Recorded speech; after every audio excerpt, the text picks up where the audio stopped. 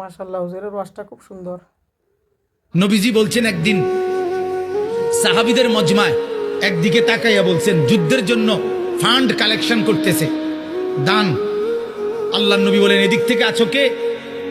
যুদ্ধের জন্য দান করবা। ওসমান বললেন দাঁড়ায়া 100 উট আল্লাহর রাস্তায় দান করলাম। আল্লাহর নবী এদিক দিয়ে হাত বাড়ায় বলছে এদিকে আছো কে? আল্লাহর রাস্তায় দান করবা।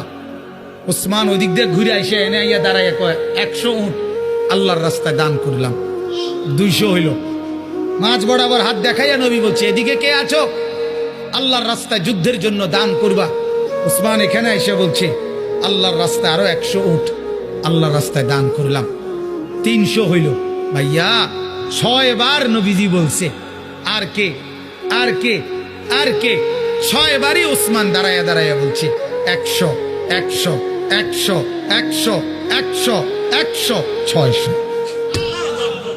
কয়শো? 600 উট। এবার আল্লাহর নবী হাসি দিছে, হাসি দিছে। আর ওসমান দাঁড়াই আবার বলছে ইয়া রাসূলুল্লাহ 100 ঘোড়াও আল্লাহর রাস্তায় দান করলাম। নবীজি খুশিতে চেহারা মুবারক নূরের চেহারা চিকচিক করছে। হযরত ওসমান বলছে ইয়া রাসূলুল্লাহ একটু অপেক্ষা করেন, আমার দান করা শেষ হয় নাই, আমি ঘরের থেকে একটু আইতে আছি।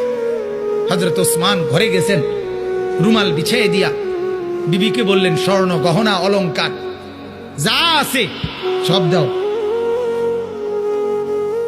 স্ত্রী বললেন কেন?